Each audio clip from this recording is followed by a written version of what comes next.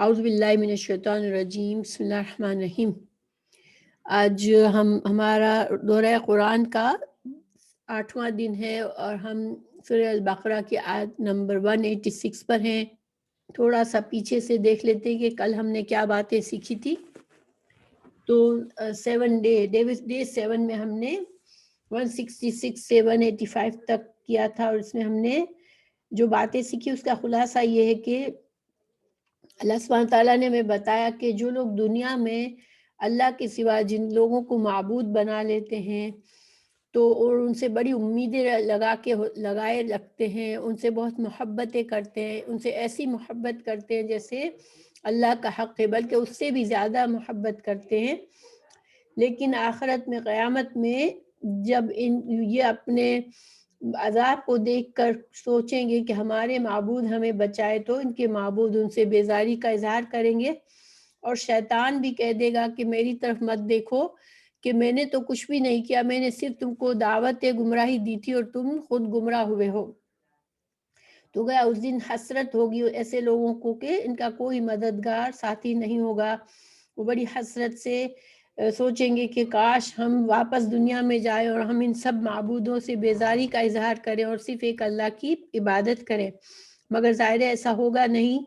پھر اللہ سبحانہ تعالیٰ نے بتایا حلال چیزوں کی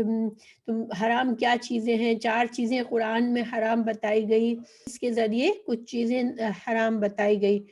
تو جو حرام اور حلال کا یہ قانون ہے کہ جن چیزوں کے دلائل قرآن اور حدیث میں حرام ہونے کے مل جاتے ہیں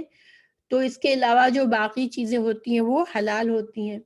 کیونکہ حلال تو اللہ سبحانہ تعالیٰ نے بہت سی چیزوں کو رکھا ہے، مگر حرام صرف چند چیزوں کو رکھا ہے۔ پھر اللہ تعالیٰ نے ہمیں بتایا کہ شیطان تمہیں وہ رسمیں اور وہ طریقے بتاتا ہے کہ جس کے ذریعے وہ ان کو خوبصورت بناتا ہے، ان ذریعوں کو، اور تم اللہ کے حلال کاموں کو اور اللہ کے حلال رزق کو چھوڑ کر حرام کو اپنے لیے اپنا لیتے ہو۔ تو یہ بدعت کا طریقہ یا عقیدے کی خرابی اور جو بھی برے رسم و رواج ہوتے ہیں جو کہ ہمارے دین سے نہیں ہوتے مگر ہم ان کو دین سمجھ کر کرتے ہیں، یہ ساری چیزوں کا جو آغاز ہے وہ شیطان ہی کی طرف سے ہے کہ اس نے بندوں کو وہ چیزیں خوبصورت بنا کے دکھائی اور بندوں نے اس کو قبول کر لیا۔ اللہ سبحانہ تعالیٰ نے اس سے ہمیں خبردار کیا کہ ہمیں شیطان کی ایسی چالوں سے بچے۔ پھر اللہ سبحانہ تعالیٰ نے ہمیں یہ بھی بتایا کہ سب سے بڑا جو گمراہی کا ذریعہ ہوتا ہے وہ اپنے باپ دادوں کا دین اور اپنے باپ دادوں کا طریقہ ہے۔ اللہ سبحانہ تعالیٰ نے بتایا کہ سب سے بڑے گمراہی کا جو ذریعہ ہے وہ یہی ہے کہ انسان اپنے باپ دادا کے طریقے پر سے ہٹنا نہیں چاہتا، لیکن دین کے معاملے میں انسان صرف قرآن اور حدیث کے دلائل پر ڈیپینڈ کرنا چاہیے، اور جو چیز اس کے خلاف جاری ہے پھر چاہے وہ کتنی وہ ہستی ہمیں پیاری ہو، ہمیں پھر اس کے طریقے پر نہیں جانا۔ اس کے علاوہ اللہ سبحانہ تعالیٰ نے ہمیں یہ فرمایا کہ یہ دین اللہ کی طرف سے نعمت ہے، اور اللہ کی نعمتوں کا شکر کرتا ہے جو انسان، تو اللہ تعالیٰ اس کی نعمتوں کو بڑھاتا ہے۔ تو دین کے بارے میں شکر گزاری کا رویہ انسان کو اللہ کی طرف سے رحمت، توفیق اور مدد آتی ہے کہ وہ اس دین پر استقامت کر سکے۔ پھر اللہ سبحانہ تعالیٰ نے حرام چیزوں کا بتا دیا، اور اس کے علاوہ جو ہے کل کے لیسن میں آیت البر تھی جو کہ بڑی اہم آیت تھی، جس میں اللہ تعالیٰ نے نیکی کا ہمارے دین میں نیکی کا جو وسیع تصور ہے، جس میں انسان کو یہ نہیں ہے کہ وہ کس جہد کی طرف جا رہا ہے یا اس نے اپنے لیے کیا طریقہ بنا کے رکھا ہے، بلکہ نیکی کا پورا تصور بتایا کہ اللہ سبحانہ تعالیٰ کے ساتھ اللہ کی توحید، ایمان بالغیب، اور اس کے علاوہ حقوق العباد کا خیال رکھنے والا، اللہ کے حق میں جو نماز آ جاتی ہے نماز قائم کرنے والا، زکوٰۃ ادا کرنے والا، پھر جو غریب لوگ ہوتے ہیں ان کے ساتھ اچھا سلوک کرنے والا، رشتہ داروں کے ساتھ احسان کرنے والا، والدین اور رشتہ داروں کے ساتھ احسان کرنے والا، اور اپنے جو بھی عہد اور وعدے کرتا ہے وہ جو امانتیں اس پر ہوتی ہیں ان کو پورا کرتا ہے۔ تو یہ جو ہے یہ سارا ایک نیکی کا جامع تصور بتایا۔ اور پھر سخت بیماری ہو یا مالی پریشانی ہو تو اس میں صبر کرنا، اور اگر حق اور باطل کی جنگ ہو جائے تو اس پر صبر کرنا، یہ سارے جو ہیں وہ خصوصیات ہیں جو ایک انسان کو اللہ کے نظر میں نیک بناتی ہے۔ پھر اللہ تعالیٰ نے قتل عمد کا قانون بتایا، قصاص کا قانون بتایا، اور اس کے احکامات کی وضاحت فرمائی، وصیت کا حکم دیا کہ وصیت کیا ہے اور وصیت کی تفصیل بتائی۔ تو یہ سارے کل کے ہمارے تھے۔ اس کے بعد اللہ تعالیٰ نے رمضان میں روزوں کا فرض ہونے کا ذکر فرمایا، اور روزے کی رخصت صرف ایسے بیماروں کے لیے تھی بتائی جو کہ وہ صحیح ہونے والی نہیں، اور روزہ رکھنے سے ان کی بیماری بڑھ جاتی ہے، لیکن وہ ان کا مرض ایسا ہے کہ وہ اب ان کی زندگی بھر کے ساتھ ہے، تو ایسے لوگ پھر فدیہ دے سکتے ہیں، یا سخت بڑھاپے کی وجہ سے جو لوگ کمزور ہو جاتے ہیں وہ فدیہ دے سکتے ہیں، ورنہ روزہ جو ہے وہ سفر میں یا معمولی بیماری میں، یعنی وقتی بیماری میں، ان چیزوں میں انسان روزہ چھوڑتا ہے، حیض نفاس میں عورت چھوڑتی ہے، ان سب کی قضائی ادا کرنی ہے۔ تو انشاءاللہ یہ پچھلا ریکیپ تھا۔ اب ہم آگے کی اپنے لیسن کی طرف چلتے ہیں۔ اعوذ باللہ من الشیطان الرجیم، بسم اللہ الرحمن الرحیم۔ آیت 186، وَإِذَا سَأَلَكَ عِبَادِي عَنِّي فَإِنِّي قَرِيبٌ أُجِيبُ دَعْوَةَ الدَّاعِ إِذَا دَعَانِ فَلْيَسْتَجِيبُوا لِي وَلْيُؤْمِنُوا بِي لَعَلَّهُمْ يَرْشُدُونَ۔ اور جب میرے بندے تجھ سے میرے بارے میں سوال کریں تو بے شک میں قریب ہوں، میں پکارنے والے کی دعا قبول کرتا ہوں۔ جب وہ مجھے پکارے تو لازم ہے کہ وہ میری بات مانیں اور مجھ پر ایمان لائیں تاکہ وہ ہدایت پائیں۔ یہاں پر رمضان کے مسائل چل رہے ہیں، اس سے پہلی آیت میں بھی رمضان کے بارے میں ہے اور اس کے بعد بھی رمضان کے ہی مسائل چل رہے ہیں، لیکن بیچ میں اللہ سبحانہ تعالیٰ نے اس آیت کو رکھا تو جس سے یہ پتہ چلتا ہے کہ رمضان کے مہینے میں روزوں کی حالت میں خصوصاً دعا کرنی چاہیے، اور خاص طور سے جو افطار کا وقت ہے وہ دعا کی قبولیت کا وقت ہوتا ہے۔ پھر دوسری خاص بات یہاں پر اللہ سبحانہ تعالیٰ نے عبادی میرے بندے، تو اس میں اللہ سبحانہ تعالیٰ نے اپنی رحمت کا اظہار فرمایا ہے، قریب میں قریب ہوں، ایک طرح سے بندوں کو رغبت دلائی ہے کہ دعا مانگے۔ اللہ سبحانہ تعالیٰ یہ پسند فرماتا ہے اللہ کے بندے اس سے دعا مانگے۔ رسول اللہ صلی اللہ علیہ وسلم نے فرمایا کوئی مسلمان ایسا نہیں جو اللہ تعالیٰ سے کوئی دعا کرے جس میں اس سے کسی گناہ کی دعا نہ مانگی ہو، نہ قطع رحمی کی دعا مانگی ہو، تو پھر اس کے بدلے میں اللہ سبحانہ تعالیٰ اسے 3 چیزوں میں سے ایک عطا فرماتا ہے، یا تو اس کی دعا جلد قبول کر لیتا ہے، یا آخرت میں اس کا ذخیرہ کر لیتا ہے، یا اس سے اتنی ہی برائی کو ٹال دیتا ہے، یعنی کہ دعا نہیں قبول ہوئی لیکن اس کے بدلے میں کوئی برائی ٹل جاتی ہے بندے سے۔ اللہ سبحانہ تعالیٰ نے یہاں پر کچھ شرائط بتائی ہیں دعا کی قبولیت کی۔ دعا کی قبولیت کی اور شرائط ہمیں حدیث سے بھی پتہ چلتی ہے، لیکن یہاں 2 کا ذکر کیا گیا ہے کہ فَلْيَسْتَجِيبُوا لِي، یعنی میری بات مانے کا کیا مطلب ہے کہ بندے بھی اللہ سبحانہ تعالیٰ کے احکامات پر عمل کرے، اللہ کے باتوں کو مانے، اور دوسرا یہ کہ پر ایمان رکھے، یعنی توکل کے ساتھ دعا مانگے کہ جب اللہ سے ہم مانگتے تو اللہ سبحانہ تعالیٰ ضرور قبول فرماتے ہیں۔ تو ان 2 چیزوں سے انسان کی قبولیت، دعا کی قبولیت بڑھ جاتی ہے۔ جتنا فرما بردار انسان ہے، جتنا نیک انسان ہے، دین پر چلنے والا ہے، تو پھر اس کی دعائیں جلد قبول ہوتی ہے۔ اور توکل کے لیے ایک حدیث بھی ہے کہ اللہ سبحانہ تعالیٰ، رسول اللہ صلی اللہ علیہ وسلم نے فرمایا کہ اللہ تعالیٰ دعاؤں کو قبول فرماتا ہے جب تک کہ بندہ جلدی نہ کرے، اور جلدی نہ کرے کا کیا مطلب بتایا کہ بندہ یہ نہ کہے کہ میں نے تو دعا مانگی لیکن میری دعا قبول نہیں ہوتی، تو اس طرح سے نہ کہے انسان۔ بعض اوقات اللہ سبحانہ تعالیٰ کی تمام معاملات، تمام کام حکمت پر ہوتے ہیں، تو انسان جب دعا مانگے اور سے فوراً قبولیت کا احساس نہ ہو، تو پتہ نہ چلے، تو وہ اللہ پر بھروسہ رکھے کہ اس کی دعا ضرور قبول ہوئی ہے، جیسا کہ ہم نے پچھلی حدیث سے جانا کہ بعض دعائیں دنیا میں نہیں نظر آتی لیکن وہ اس کا آخرت میں اس کا اجر و ثواب ملتا ہے۔ کیونکہ اللہ تعالیٰ ہی جانتا ہے کہ ہمارے لیے کون سی دعا ہمارے کی قبولیت ہمارے لیے بہتر ہے۔ پھر اگلی آیت میں اللہ سبحانہ تعالیٰ فرماتے ہیں کہ احل لکم لیلۃ الصیام الرفث الی نسائکم ہن لباس لکم وانتم لباس لہن علم اللہ انکم کنتم تختانون انفسکم فتاب علیکم وعفا عنکم فالآن باشروہن وابتغوا ما کتب اللہ لکم فَكُلُوا وَاشْرَبُوا حَتَّى يَتَبَيَّنَ لَكُمُ الْخَيْطُ الْأَبْيَضُ مِنَ الْخَيْطِ الْأَسْوَدِ مِنَ الْفَجْرِ۔ تو یہاں تک کر لیتے ہیں۔ تمہارے لیے روزے کی رات میں اپنی عورتوں سے صحبت کرنا حلال کر دیا گیا، وہ تمہارے لیے لباس ہے اور تم ان کے لیے لباس ہو۔ اللہ نے جان لیا کہ بے شک تم اپنی جانوں کی خیانت کرتے تھے تو اس نے تم پر مہربانی فرمائی اور تمہیں معاف کر دیا، تو اب ان سے مباشرت کرو اور طلب کرو جو اللہ نے تمہارے لیے لکھا ہے، اور کھاؤ اور پیو یہاں تک کہ تمہارے لیے سیاہ دھاگے سے سفید دھاگا فجر کا خوب ظاہر ہو جائے۔ یہاں پر کچھ احکامات ہیں۔ جب شروع اسلام میں جب روزے فرض ہوئے تو جب روزہ کھولنے کے بعد سے لے کر عشاء تک کا وقت ہوتا تھا جس میں کچھ اور کھانا پینا انسان کر سکتا تھا، اور بیوی سے اپنی بیوی سے صحبت کر جائز تھی۔ لیکن اگر عشاء کی نماز پڑھ لی یا پھر انسان سو گیا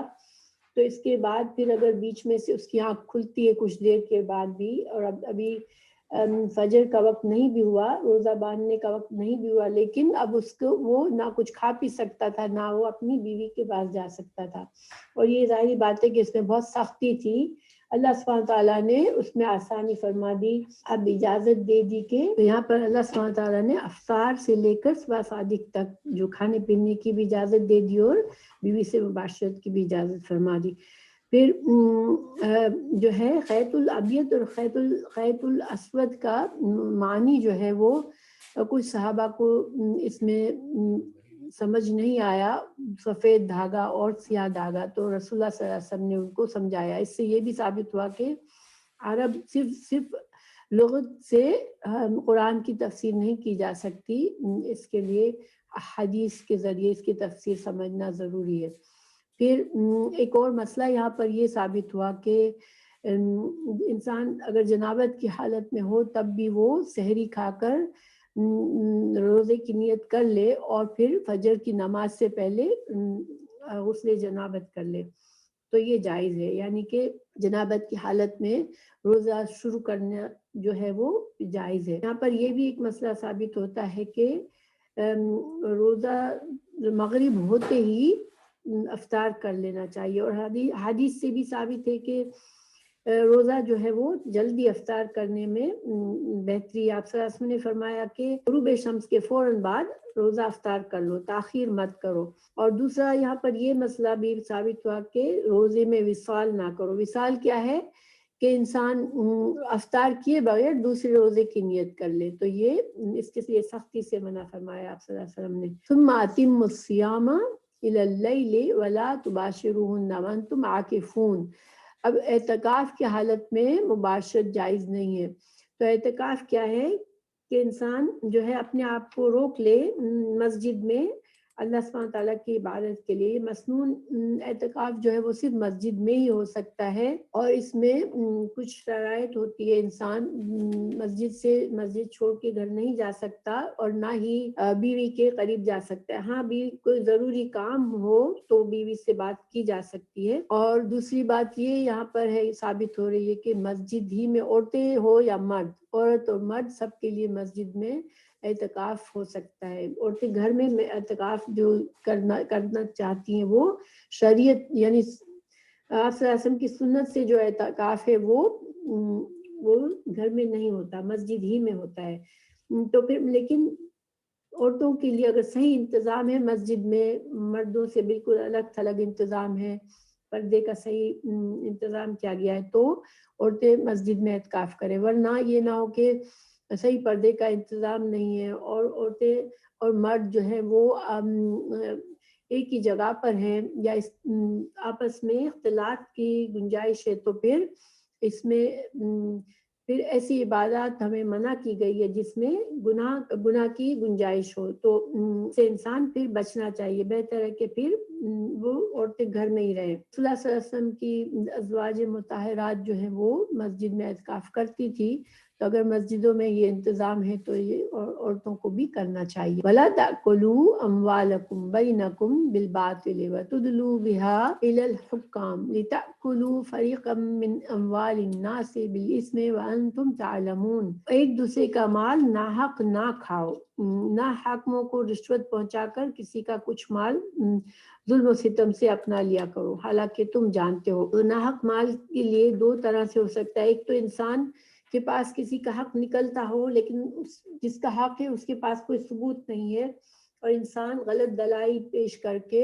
عدالت سے اپنے حق میں فیصلہ کروا لے، تو یہ ہو سکتا ہے کہ انسان قاضی کو یا حاکم کو تو دھوکہ دے دے، اپنی مرضی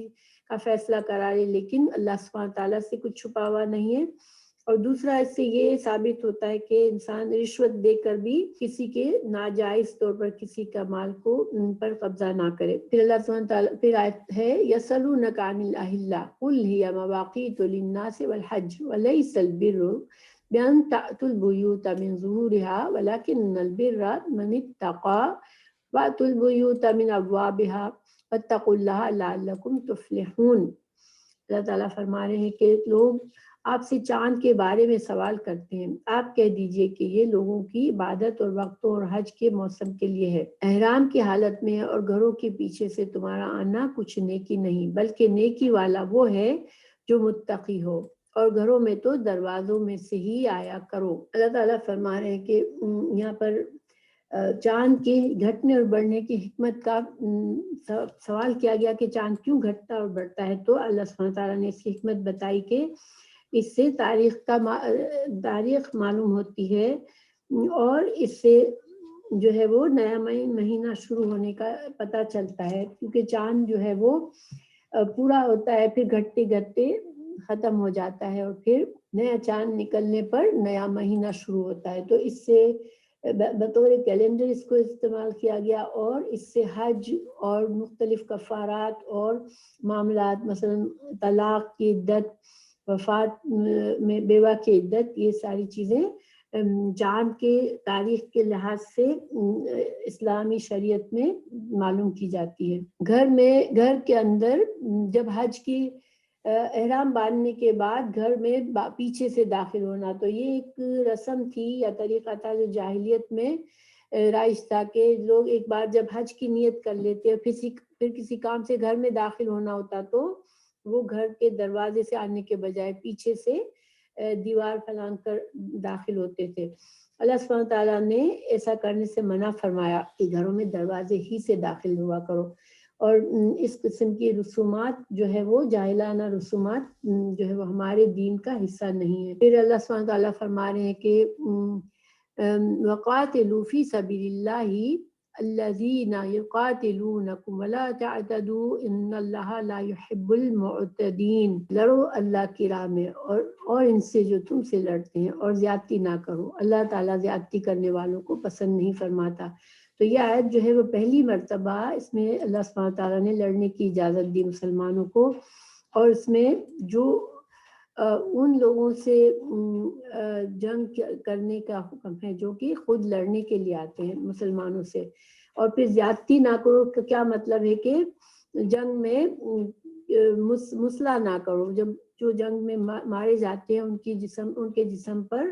ان کے جسم میں کوئی خرابی نہ کرو۔ اسی طرح جیسے پہلے زمانے میں یہ ہوتا تھا کہ لوگ اپنے دشمنوں کے ناک کان وغیرہ کاٹ دیا کرتے تھے، تو اس سے منع فرمایا اللہ تعالیٰ نے، اور عورتوں بچوں اور بوڑھوں کو قتل نہ کرو، جو کہ جنگ میں اگر وہ حصہ لینے کے لیے نہیں آئے ہیں تو ان کو تم نہ قتل کرو۔ اسی طرح درختوں کو جلانا، جانوروں وغیرہ کو، جن چیزوں سے تمہیں کوئی نقصان نہیں ہے ان کو کوئی نقصان نہ پہنچاؤ، یعنی کہ جو جنگ کے لیے آ رہا ہے بس اسی سے تم جنگ کرو۔ اس میں یہ بھی کہا گیا کہ اس میں صرف اسی وقت قتال کی اجازت ہے جبکہ خود دشمن لڑنے کے لیے آئے۔ وَاقْتُلُوهُمْ حَيْثُ ثَقِفْتُمُوهُمْ وَأَخْرِجُوهُمْ مِنْ حَيْثُ أَخْرَجُوكُمْ والفتنة أشد من القتل ولا تقاتلوهم عند المسجد الحرام حتى يقاتلوكم فيه فإن قاتلوكم فاقتلوهم كذلك جزاء الكافرین، اور انہیں قتل کرو جہاں انہیں پاؤ، اور انہیں وہاں سے نکالو جہاں سے انہوں نے تمہیں نکالا ہے، اور فتنہ قتل سے زیادہ سخت ہے، اور مسجد حرام کے پاس ان سے نہ لڑو یہاں تک کہ وہ اس میں تم سے لڑیں، پھر اگر وہ تم سے لڑیں تو انہیں قتل کرو، ایسے ہی کافروں کی جزا ہے۔ پھر اگر وہ باز آ جائے تو بے شک اللہ بے حد بخشنے والا اور نہایت رحم فرمانے والا ہے۔ بظاہر یہ آیت، اس آیت میں بہت سختی محسوس ہوتی ہے مشرکین کے ساتھ کہ ان کو جہاں سے پاؤ وہاں سے پکڑو اور ان کو قتل کرو۔ تو یہ اسلام کا طریقہ نہیں ہے کہ ہم جہاں بھی ہم نان مسلمس کو دیکھیں تو ہم پر جائز ہے کہ ہم ان کو قتل و غارت کریں۔ اصل میں اس قسم کی آیت کو اس کے کانٹیکس میں دیکھنا چاہیے، کیونکہ 13 سال مسلمان جو ہیں وہ جب آپ صلی اللہ علیہ وسلم کی رسالت شروع ہوئی تو 13 سال تک مکہ میں جو مشرکین مکہ تھے انہوں نے اسلام کو اسلام کو روکنے اور ختم کرنے کے لیے ہر کوشش کر لی، اور جو بھی مسلمان ہوتا تھا اس کو اس قدر تکالیف اور مشکل اور آزمائش میں ڈالتے تھے کہ ان کا جینا حرام ہو جاتا تھا، اور پھر آخر کار آپ صلی اللہ علیہ وسلم ہجرت کر کے مدینہ چلے گئے۔ مدینہ میں بھی شروع کا جو حکم آیا تھا مکہ کے وقت میں، اللہ سبحانہ تعالیٰ نے بس مسلمانوں کو صبر کرنے اور دین پر استقامت کرنے کے احکامات دیے، لیکن قتال کی اجازت نہیں تھی۔ تو جب مدینہ جانے کے بعد، جب میں نے لاسٹ آیت ہم نے پڑھی تھی اسی سورہ میں، آیت 190، جس میں اللہ سبحانہ تعالیٰ نے قتال کا حکم دیا، جنگ کا حکم دیا مسلمانوں کو، لیکن اس میں اس حد تک حکم تھا کہ اگر وہ مشرکین تم سے لڑنے کے لیے آئے تو ان سے تم لڑو، اور اس میں بھی تم کوئی زیادتی اپنی طرف سے نہ کرو۔ تو اب جو ہے یہ والا حکم جو ہے یہ تھوڑا بعد کا ہے، جب 9 ہجری میں جب مکہ فتح، یعنی 9 ہجری میں جب حضرت ابوبکر صدیق کے ساتھ مسلمان حج کے لیے، آپ صلی اللہ علیہ وسلم نے مسلمانوں کو حج کے لیے بھیجا تھا، یہ فتح مکہ ہونے کے بعد کی بات ہے۔ تو مکہ فتح ہوا تھا 8 ہجری میں، تو اس وقت اللہ سبحانہ تعالیٰ نے سورہ توبہ میں سخت احکامات دیے تھے مشرکین کے بارے میں کہ ان کو 4 مہینے کی مہلت دی گئی تھی، اس کے بعد وہ یا تو سرزمین عرب سے نکل جائے، یا تو مسلمان ہو جائے یا پھر سرزمین عرب سے چلے جائیں۔ تو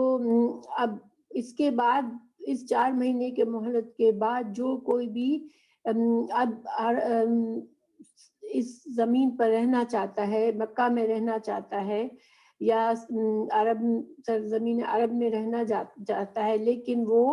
مشرک اور کافر بن کے اور اسلام کا دشمن بن کے رہنا چاہتا ہے، تو اب ان کی مہلت ختم ہو چکی تھی۔ تو یہ اس آیت کا بیک گراؤنڈ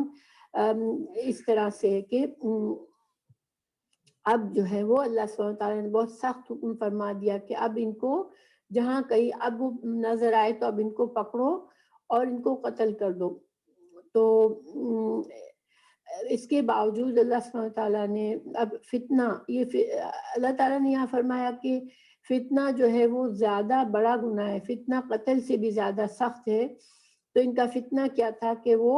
مسلمانوں کو اسلام سے پھیرنا چاہتے تھے، اسلام کو روکنا چاہتے تھے، اللہ کے دین کو ختم کرنا چاہتے تھے، اور مسلمانوں کو پر ظلم و ستم کرتے تھے۔ تو یہ فتنہ اللہ کے کسی انسان کو اللہ کے دین پر چلنے سے روکنا یہ بہت بڑا فتنہ ہے۔ تو اس کو اللہ سبحانہ تعالیٰ نے قتل کرنے سے بھی زیادہ بڑا فتنہ بتایا اس کو۔ تو اس وجہ سے اب ان کو اگر وہ اب ہیں سامنے آتے ہیں تو اب ان کو قتل کر دو۔ اب اس کے علاوہ اللہ سبحانہ تعالیٰ نے اس آیت میں یہ حکم فرمایا کہ مسجد حرام جو ہے، کیونکہ اس کی حرمت ہے، خانہ کعبہ کی حرمت ہے، مکہ کی حرمت ہے، تو مسجد حرام کی حکمت ہے، تو ان کی حرمتوں کو پامال کرنا، وہاں جنگ کرنا، قتال کرنا، یہ ان کی حرمتوں کو پامال کرنا ہے۔ لیکن اگر اس وجہ سے اللہ تعالیٰ نے مسلمانوں سے کہا کہ وہاں پر جنگ نہ کرو، لیکن اگر وہاں بھی مشرک تمہارے ساتھ جنگ کرے تو پھر ان کی سزا کیا ہوگی کہ پھر ان کو قتل ہی کر دو، کیونکہ یہ سنگین جرم اگر وہ کر رہے تو پھر وہ جینے کے قابل نہیں ہے۔ پھر اس کے باوجود بھی اللہ سبحانہ تعالیٰ فرما رہے ہیں کہ فَإِنِ انتَهَوْا، اگر یہ باز آ جائیں تو اللہ فَإِنِ انتَهَوْا فَإِنَّ اللَّهَ غَفُورٌ رَحِيمٌ، تو پھر اللہ بہت بخشنے والا اور رحم فرمانے والا ہے۔ یعنی کہ اس وقت بھی ان کے لیے نرمی تھی، اگر وہ باز آ جائے اور مسلمان ہو جائے اور فتنے کو ختم کر دے، اپنے اسلام دشمنی کو ختم کر دے،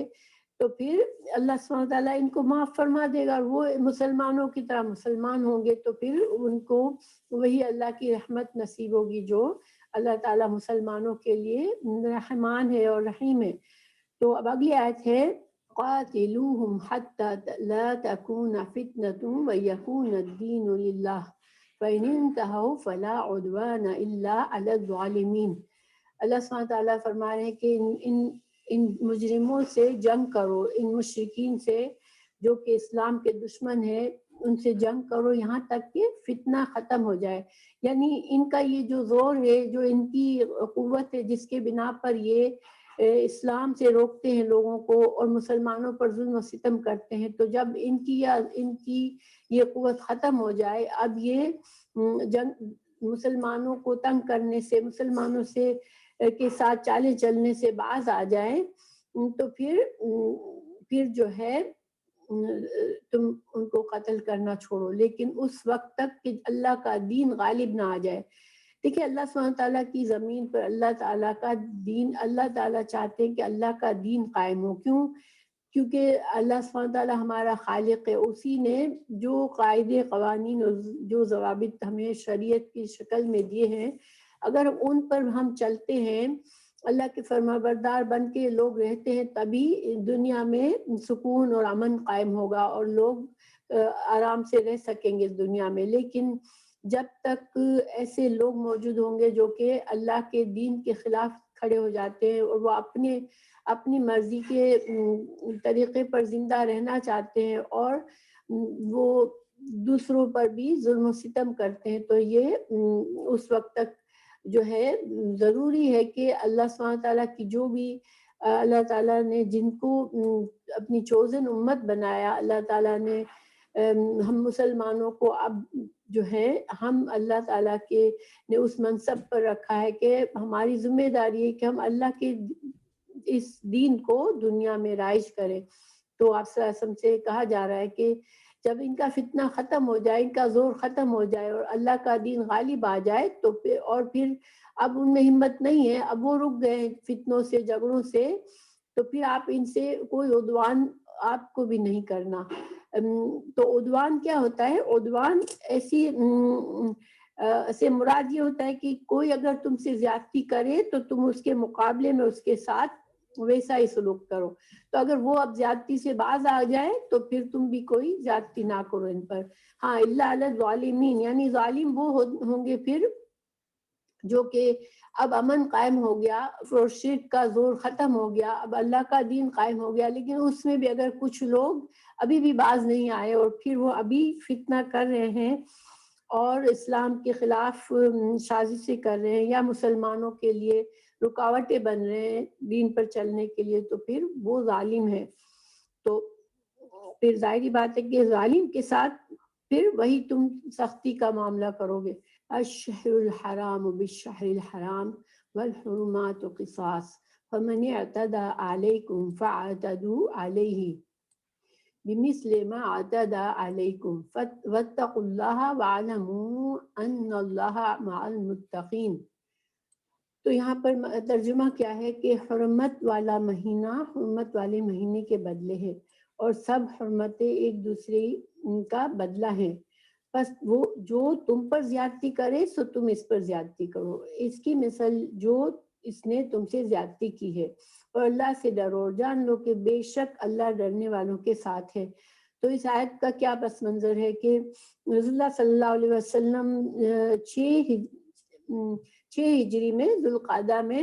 عمرہ کے لیے تشریف لے گئے۔ ابھی مکہ فتح نہیں ہوا تھا، لیکن چونکہ اس زمانے کی یہ رسم تھی کہ جو بھی عمرہ کے لیے آتے تھے، مشرکین بھی جاتے تھے عمرہ کے لیے، کیونکہ انہوں نے وہاں اپنے بت بھی رکھے ہوئے تھے، اور یہ حضرت ابراہیم علیہ السلام کے وقت سے یہ رسم آ رہی تھی حج اور عمرے کی۔ تو یہ ایک بات سب میں قبول تھی، پورے عرب میں رائج تھی کہ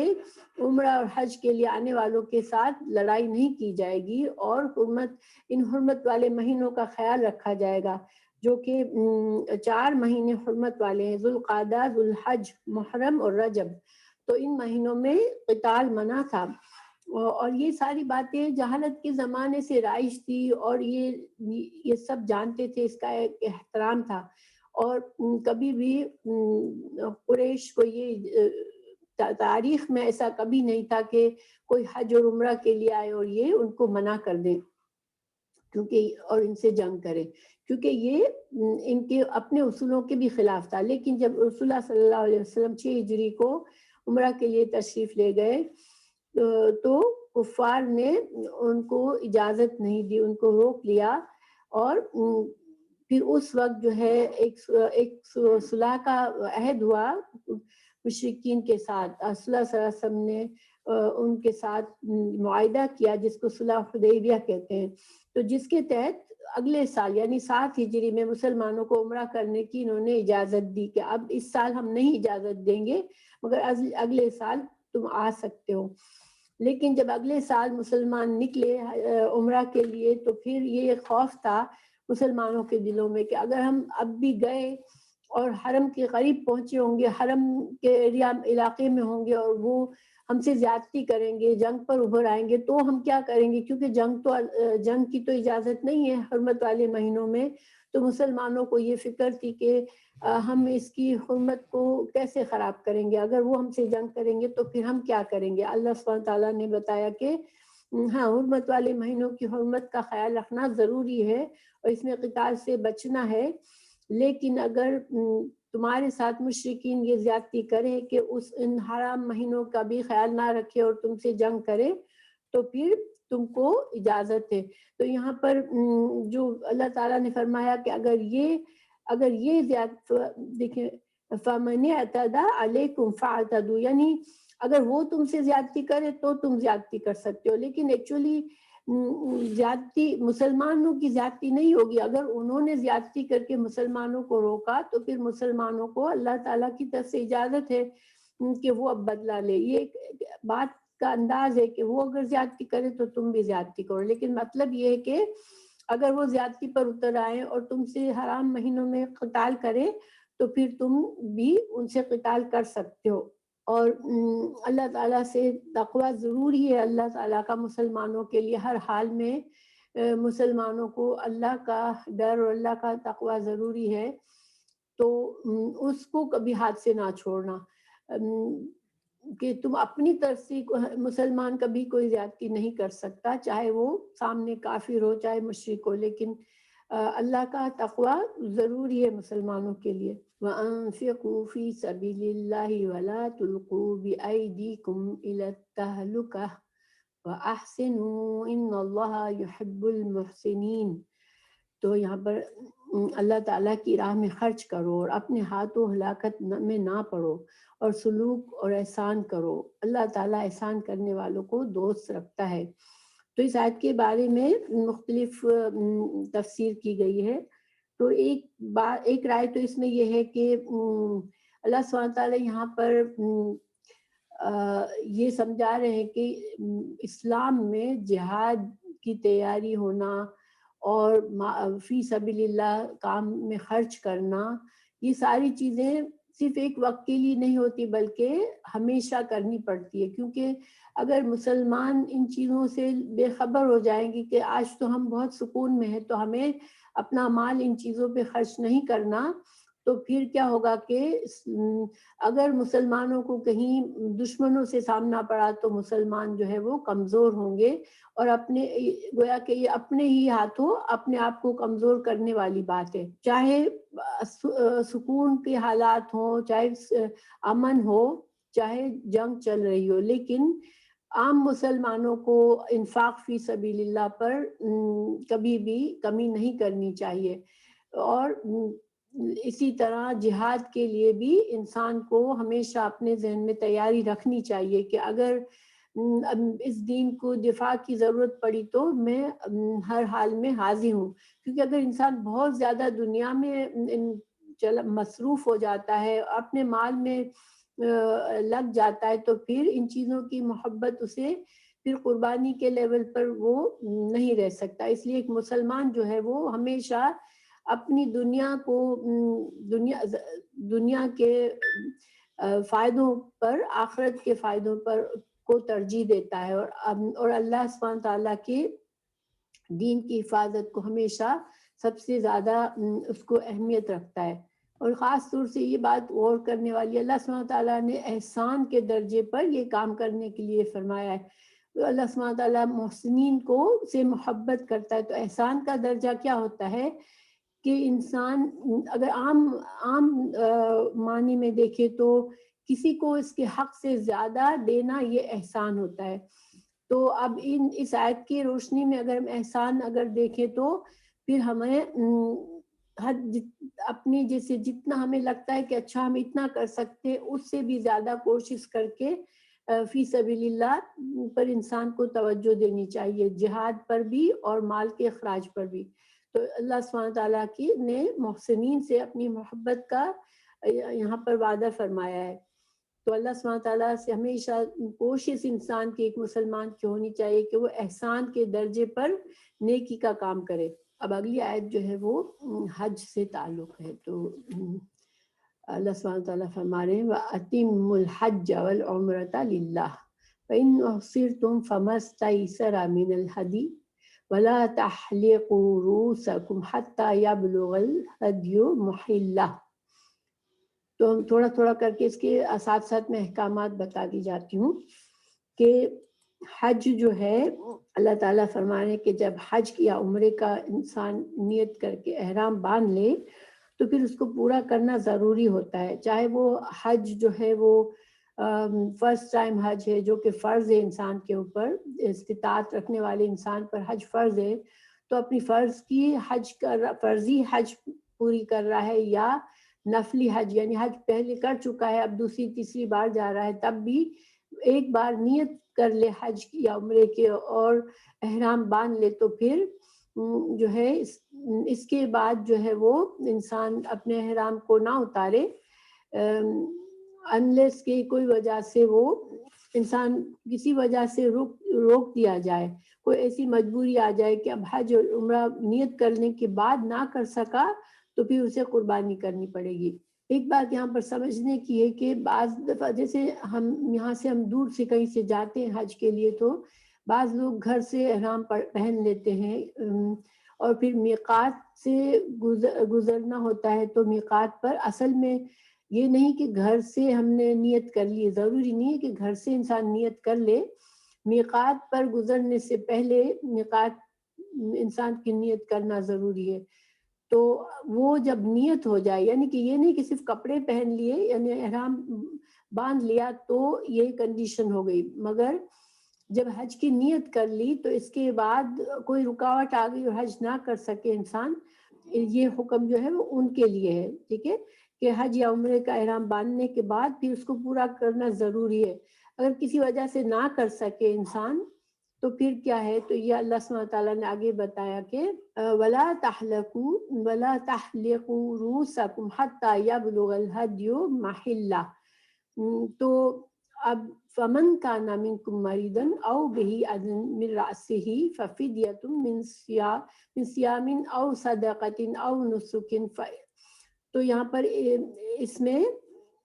جو ہے اگر راستے میں دشمن یا بیماری کی وجہ سے رکاوٹ ہو گئی تو پھر کیا ہے کہ ایک جانور کی قربانی کرنی پڑے گی، چاہے وہ بکری ہو یا پھر گائے یا اونٹ کا 7واں حصہ ہو، جو بھی انسان کو میسر ہو اس کی قربانی کرنی پڑے گی، اور جہاں پر وہ رک گیا، راستے میں جہاں پر وہ رک گیا وہیں پر اس کو ذبح کر لے اور سر منڈوا لے، اور پھر اپنا احرام اتارے۔ رسول اللہ صلی اللہ علیہ وسلم جب حدیبیہ کے عمرہ کے لیے گئے تھے تو ان کو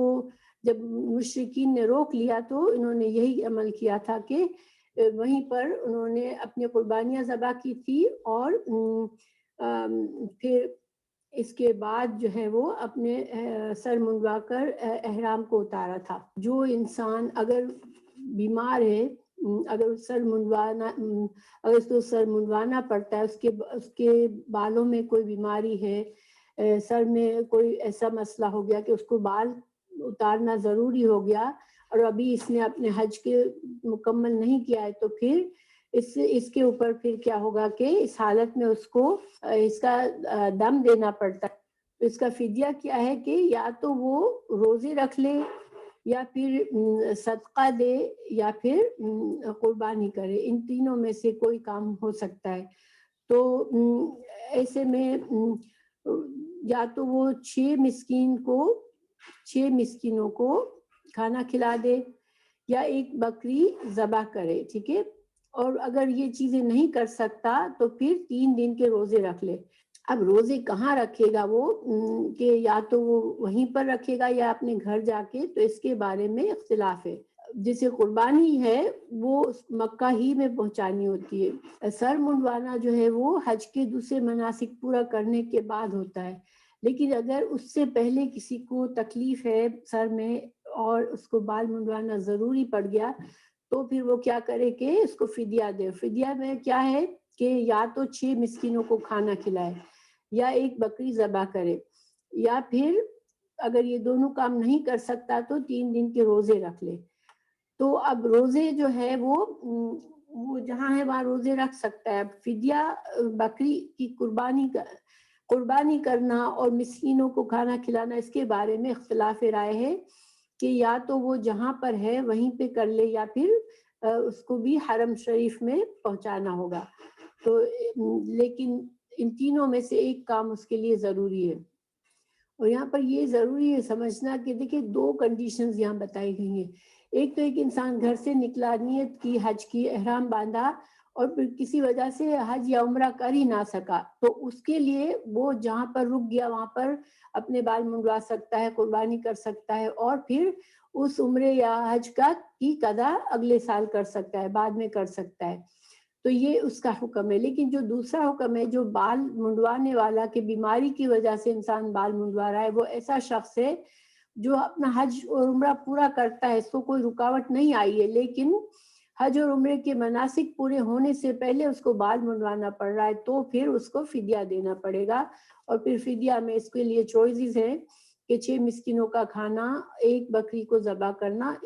یا پھر ایک بکری کو ذبح کرنا، یا پھر 3 روزے رکھنا۔ تو انشاءاللہ یہ اب کلیئر ہوگی بات۔ اب اگلا ٹکڑا ہے فَإِذَا آمِنْتُمْ فَمَنْ تَمَتَّعَ بِالْعُمْرَةِ إِلَى الْحَجِّ فَمَا اسْتَيْسَرَ مِنَ الْهَدْيِ فَمَنْ لَمْ يَجِدْ فَصِيَامُ 3 أَيَّامٍ فِي الْحَجِّ و7 إِذَا رَجَعْتُمْ تِلْكَ عَشْرَةٌ كَامِلَةٌ ذَلِكَ لِمَنْ لَمْ يَكُنْ أَهْلُهُ حَاضِرِي الْمَسْجِدِ الْحَرَامِ۔ تو یہاں پر اب جو حکم ہے وہ امن کے حالات میں انسان حج یا عمرہ کر رہا ہے تو اس کے بارے میں۔ تو حج جو ہے وہ اس کی 3 اقسام ہیں، ٹھیک ہے۔ یہاں پر حج کے جو ایک ہے حج قران، اور دوسری ہے جو حج تمتع ہے، اور ایک جو ہے حج جس میں انسان جو ہے حج اور عمرہ دونوں ساتھ کرتا ہے ایک ہی احرام میں۔ یہ قران حج افراد جو ہے وہ اس کی تفصیل یہاں پر نہیں ہے، لیکن میں بتا دیتی ہوں۔ یہ آیت ہے وہ حج تمتع کے لیے، حج تیسری قسم کے لیے۔ تو حج قران کیا ہے کہ انسان جو ہے صرف حج کی نیت کرتا ہے، عمرے کی نیت نہیں ہوتی،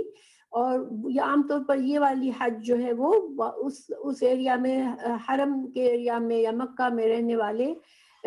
اس طرح کی صرف حج کی نیت کرتے ہیں، ان کو عمرہ کی نیت ساتھ نہیں کرنی ہوتی۔ لیکن جو لوگ دور سے جا رہے ہوتے ہیں، اب اس میں اگر دو طرح کی حج ہو سکتی ہے، ایک میں انسان حج اور عمرے کی ساتھ نیت کرتا ہے، اور ایک یہ احرام میں حج اور عمرہ پورا کرتا ہے۔ اب دوسرا تیسرا جو طریقہ ہے حج تمتع، جو کہ عام طور پر ہم دور سے جانے والے کرتے ہیں، تو اس میں کیا ہوتا ہے کہ عمرے کی نیت الگ ہوتی ہے، پھر عمرہ کرنے کے بعد جو ہے وہ انسان اپنا احرام اتار دیتا ہے وہیں پر، اور پھر حج 8 ذی الحج کو حج کا کے لیے نیا احرام باندھتا ہے، دوبارہ احرام باندھتا ہے اور حج کی نیت سے نکلتا ہے۔ تو عمرہ اور حج کے جو جیسے 8 ذی الحج سے پہلے اس نے عمرہ کر لیا پہنچ کر، جیسے مثال کے طور پر اگر 3 4 5 ذی الحج کو پہنچا، اس نے اپنا عمرہ پہلے کر لیا، تو اب جو ہے وہ ان دنوں میں، بیچ کے دنوں میں اپنے احرام کو اتار دے، اور پھر 8 ذی الحج کو دوبارہ مکہ ہی سے اپنا احرام باندھے۔ پہلا جو احرام تھا اس نے وہ میقات پر باندھا تھا جب وہ آ رہا تھا حج یا عمرے کے لیے، تو اب جو دوسرا احرام جو حج کے لیے احرام باندھے گا وہ مکہ ہی سے پھر دوبارہ باندھ لے گا۔ اور تو گویا کہ یہاں پر یہ فائدہ،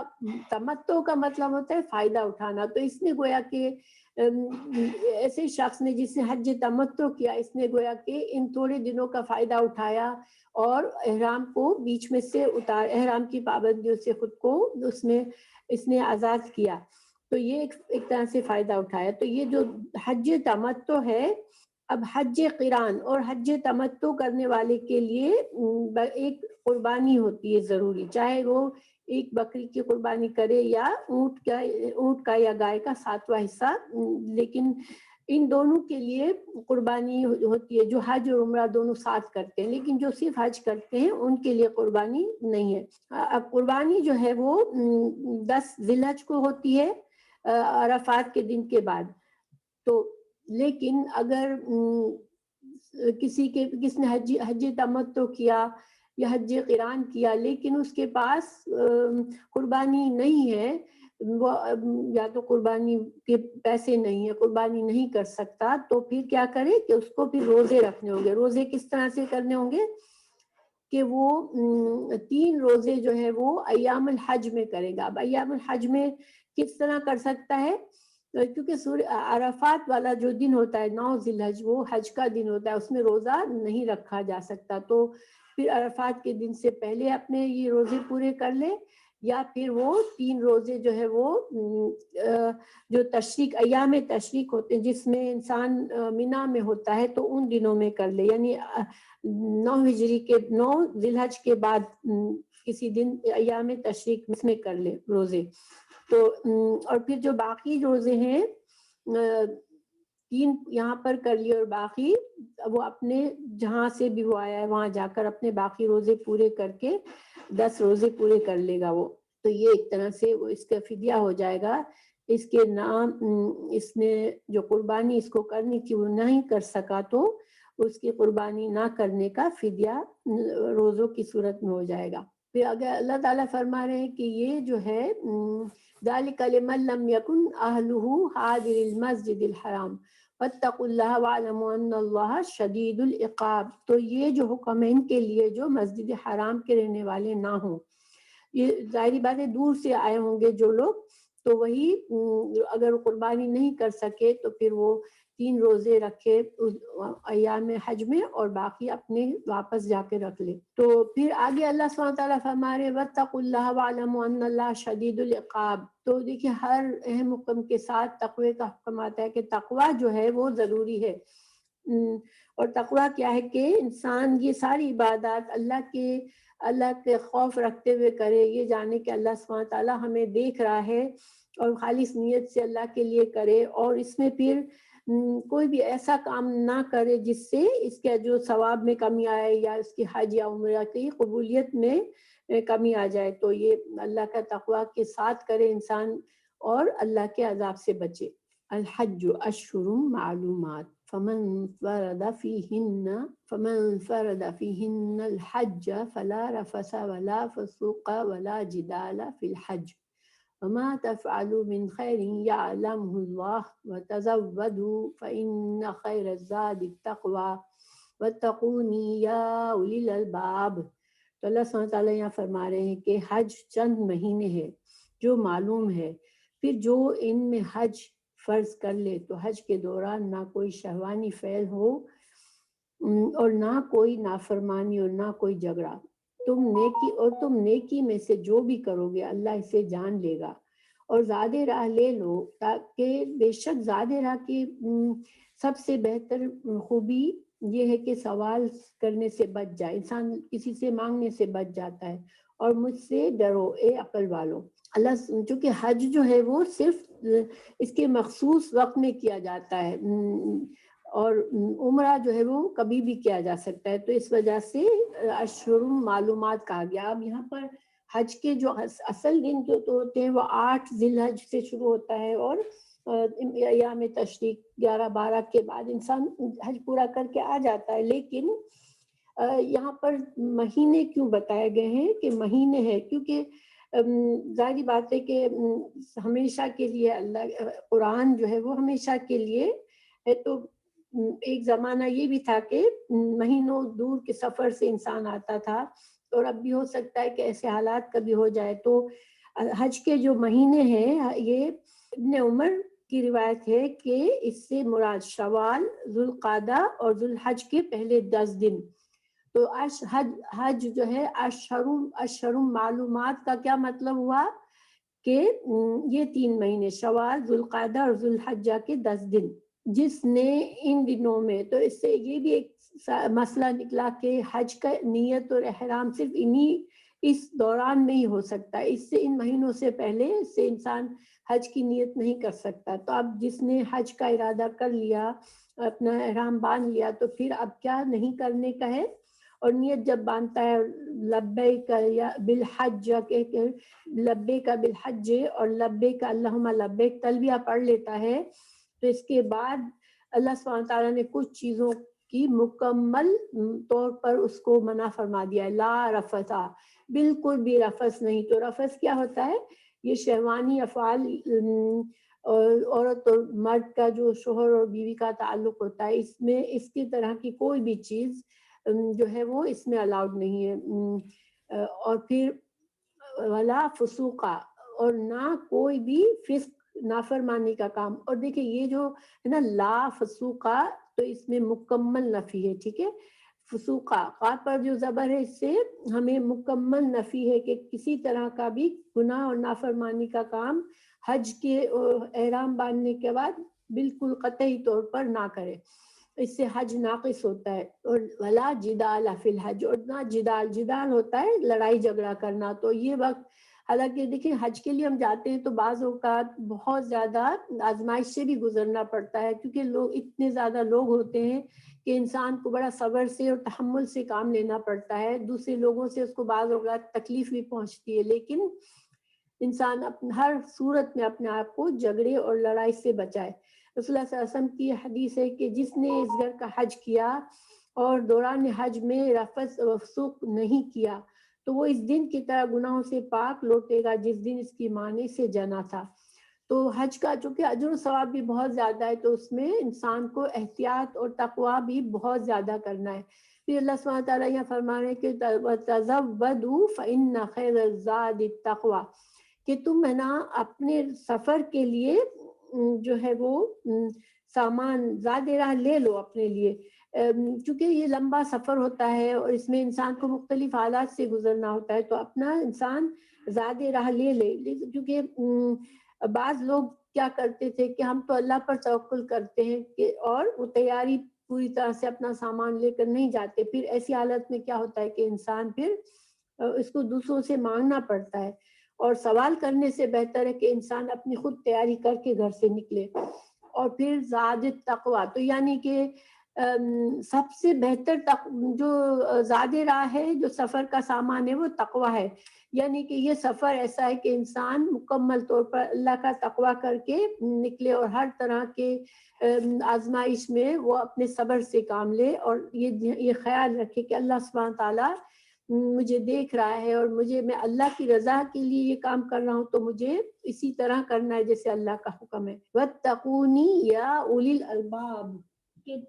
تم مجھ سے ڈرو اے عقل والو. تو اللہ سبحانہ تعالیٰ کا تقویٰ کرنا یہ انسان کی عقل کا تقاضا ہے. اللہ نے ہمیں عقل دی ہے، اللہ نے ہمیں اپنی پہچان کرائی ہے، تو ہمیں جو انسان تقویٰ سے کام کرتا ہے اور حج کے دوران اپنے آپ پر ہر اس چیز سے کا خیال رکھتا ہے، ہر اس چیز سے بچتا ہے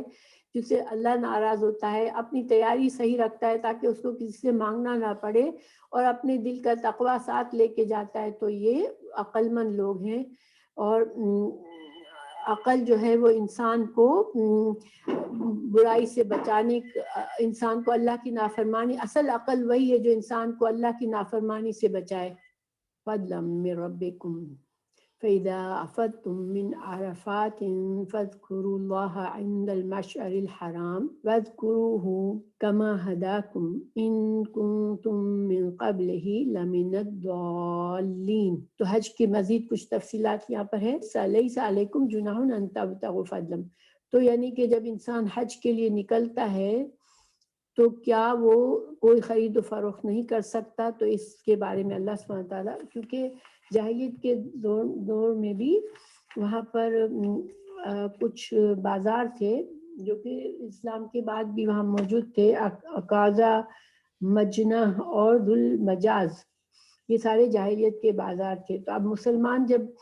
مسلمان ہو کر جب حج کے لیے گئے، کیونکہ جاہلیت میں یہ حج کے وقت جاتے تھے حاجی جو ہر طرف سے آتے تھے، تو وہ یہاں پر تجارت ہوتی تھی، لوگ اس سے کافی فائدہ اٹھاتے تھے. تو اب مسلمان جب پہلی بار حج کے لیے گئے تو اب محسوس ہوا ان کو کہ اب تو ہم کوئی ایسا تجارت کا کام نہیں کر سکتے، کیونکہ ہم اللہ کے لیے حج کرنے کے لیے آئے ہیں. تو اللہ سبحانہ تعالیٰ نے اس بات کی وضاحت فرمائی کہ خرید و فروخت کرنا ممنوع نہیں ہے حج کے دوران، مگر ظاہری بات ہے کہ انسان کا مقصد یہ نہ ہو کہ میں وہاں جا کر خرید و فروخت کروں گا اور مال کماؤں گا، تجارت کروں گا. جب انسان جاتا ہے تو اس کی نیت صرف اللہ کی رضا کے لیے حج کرنے کی ہونی چاہیے. لیکن اپنے مناسک اگر وہ اچھی طرح سے کر رہا ہے، عبادات کر رہا ہے، تو اس دوران اگر ساتھ ساتھ اگر تھوڑا بہت یہ کام بھی کرتا ہے، خرید و فروخت بھی کرتا ہے، اور بلکہ کچھ پیسے بھی اگر کما لیتا ہے، تو اس میں کوئی خرابی نہیں ہے، ممنوع نہیں ہے. یہ اصل بات انسان کی اپنی نیت ہے کہ وہ اس کا اصل مقصد کیا ہے. وَإِذَا أَفَضْتُم مِّنْ عَرَفَاتٍ فَاذْكُرُوا اللَّهَ عِندَ الْمَشْعَرِ الْحَرَامِ. تو یہ مشعر الحرام کیا ہے؟ تو دیکھیں حج کی تفصیل یہ ہے کہ انسان 8 ذو الحج کو احرام باندھ کے مکہ سے نکلتا ہے، اور پھر وہ مینا کی طرف جاتے ہیں. ٹھیک ہے، تو مینا میں جانے کے بعد فجر کی نماز پڑھنے کے بعد مینا کے لیے نکلا جاتا ہے، اور پھر مینا میں پہنچ کر 8 ذی الحج کو ظہر، عصر، مغرب، عشاء اور اگلے دن کی فجر یعنی 9 ذی الحج کی فجر، یہ ساری نمازیں مینا میں ادا ہوتی ہیں. وہاں سے انسان حج کے دن 9 ذی الحج کو عرفات میں جایا جاتا ہے. تو سورج ڈھلنے سے لے کر اس کے غروب ہونے تک عرفات میں وقوف کرنا لازمی ہے، اور یہ حج کا سب سے بڑا رکن ہے. وقوف سے مطلب وہاں ٹھہرنا، عرفات میں کے میدان میں ٹھہرنا. تو رسول اللہ صلی اللہ علیہ وسلم سے حدیث ہے کہ آپ صلی اللہ علیہ وسلم نے فرمایا حج عرفات میں وقوف ہی ہے، یعنی اس کو اہمیت دی کہ یہی اصل حج ہے. تو اگر کوئی انسان حج کی نیت سے جاتا ہے اور عرفات نہیں جا پاتا، یا یہ جو مقررہ وقت ہے اس دوران عرفات نہیں جاتا، تو پھر اس کا حج نہیں ہوتا. تو حج کی عرفات کے بعد مزدلفہ جو ہے وہ مزدلفہ میں جایا جاتا ہے. یہ مشعر الحرام جو ہے یہ اصل میں مقصد مزدلفہ ہے. مزدلفہ میں وہاں پر رات گزارنی ہوتی ہے. تو یہاں پر انسان مزدلفہ میں آنے کے بعد انسان جو ہے وہ رات بسر کرتے ہیں مزدلفہ میں، اور فجر کی نماز اس دن اندھیرے میں بہت ارلی وقت میں پڑھا فجر کی نماز کا جو پہلا وقت اول وقت میں نماز پڑھی جاتی ہے. پھر سورج طلوع ہونے کے قریب تک اللہ سبحانہ ذکر الہی میں وقت گزارتے ہیں حاجی. سورج طلوع ہونے کا وقت ہوتا ہے 10 ذی الحج کا، جب سورج طلوع ہونے کا وقت ہوتا ہے تو پھر وہ مینا میں واپس آتے ہیں. تو اللہ سبحانہ تعالیٰ نے یہاں پہ فرمایا کہ اذکروا کما ہداکم، تم کو اللہ تعالیٰ نے جس طرح ہدایت دی اس طرح اللہ کو یاد کرو. کیوں؟ اس بات کا کیا مقصد ہے کہ فمن قبل من قبلہ لمن الضالین، یعنی کہ حج کا جو رسومات تھی وہ تو حضرت ابراہیم علیہ السلام کے وقت سے تھی، اور مشرکین حج کرتے تھے، لیکن ان کے شرک میں، ان کے جو شرکیہ انداز میں حج کرتے تھے اور اللہ سبحانہ تعالیٰ کے لیے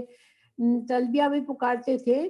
مگر وہ تلبیہ اس طرح پکارتے تھے لبیک اللہم لبیک لبیک لا شریک لک الا شریکا لک تملکہ وما ملک. اس کا مطلب یہ ہے کہ اللہ تیرا کوئی شریک نہیں، اللہ یہ کہ ایک شریک جو تیرا ہے جس کا تو مالک ہے اور خود وہ مالک نہیں ہے. تو وہ اس طرح سے شرکیہ انداز میں تلبیہ کہتے تھے. تو اللہ سبحانہ تعالیٰ نے یہاں کی صحیح ہدایت دی کہ تلبیہ جو ہے وہ شرکیہ کلمات نہیں ہونے چاہیے. جو اللہ سبحانہ تعالیٰ نے سکھایا وہ اس طرح سے تلبیہ پکارنا ہے. ثم افیدوا من حیث افاض الناس واستغفروا اللہ ان اللہ غفور رحیم. تو اس کا ترجمہ ہے کہ پھر تم اس جگہ سے واپس آؤ جہاں سے سب لوگ واپس آئیں، اللہ سے بخشش مانگو، بے حد اللہ بخشنے والا اور رحم فرمانے والا ہے. تو عرفات کا جو میدان ہے وہ حرم کے حدود سے باہر ہے. تو جاہلیت کے دور میں قریش جو تھے وہ اپنے آپ کو بڑے افضل سمجھتے تھے، اور وہ ان کا کہنا تھا کہ ہم حرم سے باہر نہیں جاتے تھے، یعنی عرفات کے میدان میں نہیں جاتے تھے. حج جب کرتے تھے تو مزدلفہ تک ہی جاتے تھے. اللہ سبحانہ تعالیٰ نے اس سے ان کی اب چونکہ اسلام میں ان کو حج جو ہے وہ کرنے میں عرفات جانا ضروری ہے، اور جس طرح سارے لوگ عرفات جاتے ہیں، پہلے یہ ہوتا تھا کہ اور لوگ اور حاجی تو عرفات جاتے تھے باہر سے آنے والے، مگر قریش جو تھے وہ نہیں جاتے تھے. وہ اپنے آپ کو سپیریئر سمجھتے تھے اور وہ حرم کی حدود سے خود باہر نہیں جاتے تھے. لیکن اللہ سبحانہ تعالیٰ نے یہاں بتایا کہ سارے لوگ جہاں جاتے ہیں عرفات میں تو سب کو ہی جانا ہوگا وہاں پر، اور اللہ سے استغفار کرو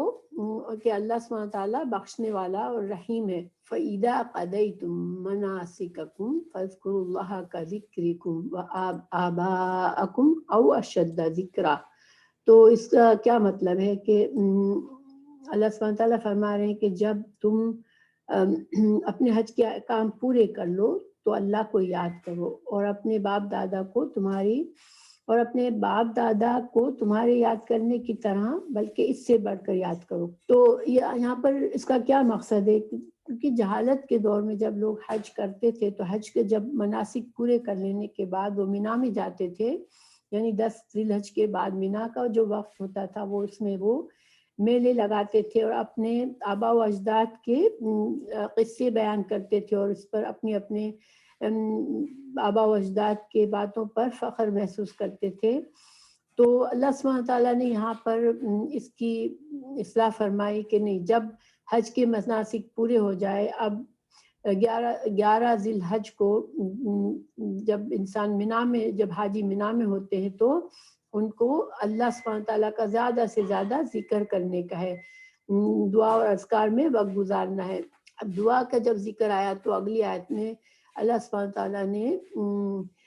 اس میں فرمایا کہ کچھ لوگ ایسے ہوتے ہیں فَمِنَ النَّاسِ مَن يَقُولُ رَبَّنَا آتِنَا فِي الدُّنْيَا وَمَا لَهُ فِي الْآخِرَةِ مِنْ خَلَاقٍ، کہ کچھ لوگ جو ہوتے ہیں ان کا سارا دھیان صرف دنیا پر ہوتا ہے. تو ایون جب حج کے لیے جاتے ہیں تب بھی وہ دعا کیا مانگتے ہیں کہ اللہ ہمیں دنیا دے دے، اور اس میں ان کو آخرت کا کوئی احساس نہیں ہوتا، آخرت کی کوئی دعا نہیں ہوتی ان کی. اللہ سبحانہ تعالیٰ نے اس کو ناپسند فرمایا. اللہ تعالیٰ نے دوسری قسم کے لوگوں کا ذکر فرمایا آیت 201 میں کہ وَمِنْهُمْ مَنْ يَقُولُ رَبَّنَا آتِنَا فِي الدُّنْيَا حَسَنَةً وَفِي الْآخِرَةِ حَسَنَةً وَقِنَا عَذَابَ النَّارِ، اور ان میں سے جو کوئی ایسا کہتا ہے کہ اے اللہ، اے ہمارے رب، ہمیں دنیا میں بھی بھلائی اور آخرت میں بھی بھلائی دے اور ہمیں آگ کے عذاب سے بچا، تو یہ جو ہے یہ پسندیدہ ہے۔ پھر اللہ تعالیٰ آگے فرما رہے ہیں کہ اولئک لہم نصیب مما کسبوا واللہ سریع الحساب، تو یہ ایسے لوگ ہیں جن کے لیے اس میں سے ایک حصہ ہے جو انہوں نے کمایا، اور اللہ بہت جلد حساب لینے والا ہے۔ تو دیکھیں یہ دعا جو ہے یہ بہت ہی اہم دعا ہے، آپ صلی اللہ علیہ وسلم اس دعا کو اکثر مانگا کرتے تھے، اور اب بھی ہم جب حج کے لیے جاتے ہیں تو رکن یمانی اور حجر اسود کے جب طواف کے دوران رکن یمانی اور حجر اسود کے درمیان کا جو فاصلہ ہوتا ہے، اس میں یہ دعا پڑھنا مسنون ہے۔ یہاں پر ایک غور طلب بات یہ ہے کہ اللہ سبحانہ تعالیٰ خود ہی ہمیں یہ سکھا رہے ہیں کہ ہم دنیا بھی مانگے، دنیا کے فائدے بھی اللہ سے مانگے، اور ہم آخرت کے فائدے بھی مانگے۔ تو گویا کہ اسلام ایسا دین ہے جو کہ ہمیں دنیا کو ترک کرنے کی تعلیم نہیں دیتا۔ اللہ سبحانہ تعالیٰ نے ہمارے لیے جو نعمتیں دنیا میں رکھی ہے، ہمیں ان سے بھی ان کو مانگنا بھی پسندیدہ ہے کہ انسان اچھی دنیا مانگے، اپنے لیے دنیا میں بھی اچھی زندگی مانگے، اور پھر آخرت کے لیے بھی اچھا اجر مانگے۔ تو دنیا کے لحاظ سے جو اچھی چیزیں ہو سکتی ہیں، تو انسان اپنے لیے اچھا رزق مانگ سکتا ہے، اپنے لیے اپنا شوہر اور بیوی، اچھے شوہر اور بیوی کی دعا مانگ سکتا ہے، اچھی اولاد، نیک اولاد کی دعا مانگ سکتا ہے، یعنی ہر دنیا کی تمام نعمتوں میں کچھ بھی مانگنا جائز ہے، جب بس یہ ہے کہ کوئی ایسی حرام چیزیں کی خواہش نہ مانگے انسان۔ اور آخرت کی بھلائیوں کا جب انسان سوچے تو اس کو آخرت میں آسان حساب نہ، اللہ تعالیٰ ہمیں آسان حساب کرے، اور اللہ سبحانہ تعالیٰ ہمیں موت میں آسانی کرے، قبر کے فتنے میں آسانی کرے، اور ہمارے لیے ثابت قدمی عطا کرے، لا الہ الا اللہ پر موت نصیب کرے، اور قبر میں بھی ہمیں منکر نکیر کے سوالات میں آسانی کرے، پھر حساب آسان کے بعد اللہ تعالیٰ ہمیں جنت فردوس نصیب کرے، اور ہمیں اللہ سبحانہ تعالیٰ اپنا دیدار نصیب کرے۔ تو گویا اس قسم کی دعائیں انسان کو مانگنی چاہیے، مگر دنیا اسلام ہمیں دنیا کو چھوڑ دینے، ترک کرنے کی تعلیم نہیں دیتا۔ رہبانیت اور جو انسان تصوف پر چلا جاتا ہے اور دنیا سے کوئی تعلق نہیں ہے، تو اس قسم کا اسلام میں تصور نہیں ہے۔ اسلام بہت ہی بیلنس دین ہے، جس میں ہمیں اپنی دنیا کو بھی اچھا کرنا ہے اور آخرت کو بھی اچھا کرنا ہے۔ ہاں البتہ ہمیں دنیا کے کسی فائدے کے لیے اپنی آخرت کو خراب کرنے والا کام نہیں کرنا چاہیے، بس یہ ضروری ہے، کیونکہ آخرت کو ترجیح دینا اس لحاظ سے کہ دنیا کی ہر نعمت ہم اللہ کے حلال اور جائز طریقے سے اس کو حاصل کریں۔ پھر عذاب سے بچانے کی اس لیے اللہ سبحانہ تعالیٰ نے ہمیں خاص طور سے دعا مانگی کہ عذاب سے بچائے، کیونکہ بہت سے مسلمان جو ہے وہ اپنے گناہوں کی وجہ سے وقتی طور پر جہنم میں بھی داخل ہوں گے۔ تو اللہ سبحانہ تعالیٰ نے ہمیں یہ دعا سکھائی کہ اللہ تعالیٰ ہمیں جہنم کی ہلکی سی بھی گرمی بھی نہ محسوس ہو اور ہم جنت میں چلے جائیں، تو یہ بہترین انجام ہے۔ پھر اللہ سبحانہ تعالیٰ فرما رہے ہیں کہ یہی لوگ ہیں جو دنیا اور آخرت دونوں مانگتے ہیں، تو پھر ان کے لیے جو ہے ایک حصہ ہے جو انہوں نے کمایا، اور اللہ بہت جلد حساب لینے والا ہے۔ تو یعنی دنیا میں بھی اللہ ان کو نعمتیں دے گا، اور آخرت میں بھی اللہ سبحانہ تعالیٰ جب حساب کرے گا تو ان کی یہ دعا ان کو کام آئے گی۔ وَاذْكُرُوا اللَّهَ فِي أَيَّامٍ مَّعْدُودَاتٍ فَمَن تَعَجَّلَ فِي يَوْمَيْنِ فَلَا إِثْمَ عَلَيْهِ وَمَن تَأَخَّرَ فَلَا إِثْمَ عَلَيْهِ لِمَنِ اتَّقَىٰ وَاتَّقُوا اللَّهَ وَاعْلَمُوا أَنَّكُمْ إِلَيْهِ تُحْشَرُونَ۔ تو یہاں پر اب حج کے جو ایام اشراق کے بارے میں بتایا جا رہا ہے کہ عرفات کا دن مکمل ہو گیا، اب جو ہے مینا میں 11، 12 اور 13 ذوالحج جو حاجی وہاں وقت گزارتے ہیں، اس میں زیادہ سے زیادہ اللہ کو یاد کرے اور اللہ تکبیرات کی کثرت کرے۔ صحابہ کرام کا بھی یہ طریقہ تھا کہ ان دنوں میں کثرت سے تکبیرات کہا کرتے تھے، نماز کے بعد بھی تکبیرات کہتے تھے، اور بازار میں ہوتے ہوئے بھی ہر جگہ سے تکبیرات کا اہتمام کرتے تھے۔ اور اللہ سبحانہ تعالیٰ فرما رہے ہیں کہ اگر کوئی جیسے 3 دن ہے 11 12 13، لیکن کسی ریزن کسی وجہ سے کسی انسان کو جلدی نکلنا پڑ جائے تب بھی کوئی حرج نہیں ہے، یعنی کہ 11 اور 12 کا دن پورا کر کے نکل جائے، 13ویں ذی الحج کو وہاں نہ رک سکے تو حرج نہیں ہے، اگر اس کے دل میں تقویٰ ہے اور اس نے اخلاص کے ساتھ تمام حج کے مناسک انجام دیے ہیں اور اس کو وہ ایک بیزاری سے نہیں بھاگ رہا بلکہ کسی بھی کیونکہ یہ نیکی کا کام ہے، یہ دن جو ہے اب صلی اللہ علیہ وسلم نے فرمایا کھانے پینے اور اللہ کے ذکر کے دن ہے تو اس سے فائدہ اٹھانا چاہیے، مگر کسی وجہ سے اس کو مختصر کرنا ہے تو ایک دن پہلے نکل سکتا ہے، اس میں اللہ تعالیٰ نے رخصت رکھی ہے۔ اور اللہ سبحانہ تعالیٰ کا تقویٰ حج کے دوران اور تمام زندگی میں انسان کے لیے جو ہے وہ فائدہ مند ہے۔ پھر چونکہ یہاں پر حج میں تمام لوگ جمع ہوتے ہیں تو حج کا جو جمع ہونا ہے وہ ایک طرح سے حشر کی یاد دلاتا ہے، جو اسی طرح اللہ سبحانہ تعالیٰ حشر کے میدان میں سب کو جمع ہونا، یہ بات انسان یاد رکھے۔ تو انشاءاللہ یہ حج کے تمام احکامات یہاں پورے ہوتے ہیں۔ اللہ سبحانہ تعالیٰ مسلمانوں کو جس کی بھی فرض حج نہیں ہوئی وہ اللہ سبحانہ تعالیٰ سے توفیق دے کہ وہ حج اپنے پوری کر لے، اور جنہوں نے حج کی اس کے اللہ سبحانہ تعالیٰ قبول فرما لے، اور اللہ سبحانہ تعالیٰ اپنے گھر کا بار بار جانے کی ہمیں توفیق اور ہدایت نصیب کرے، آمین۔